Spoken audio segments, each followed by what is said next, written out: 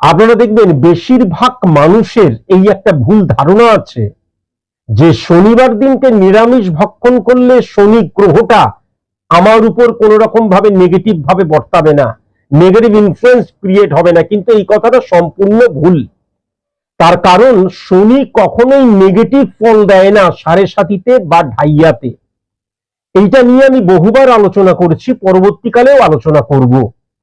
মনে রাখা দরকার শনিবার দিনকে আমি কখন কেন নিরামিষ খাবো বা কখন নিরামিষ খাবো, যখন শনি 1 নম্বর ঘরে থাকবে, শনি বৃশ্চিকের ঘরে থাকবে, শনি মেষের ঘরে থাকবে এবং শনি সিংহের ঘরে নিচস্থ অবস্থায় থাকবে।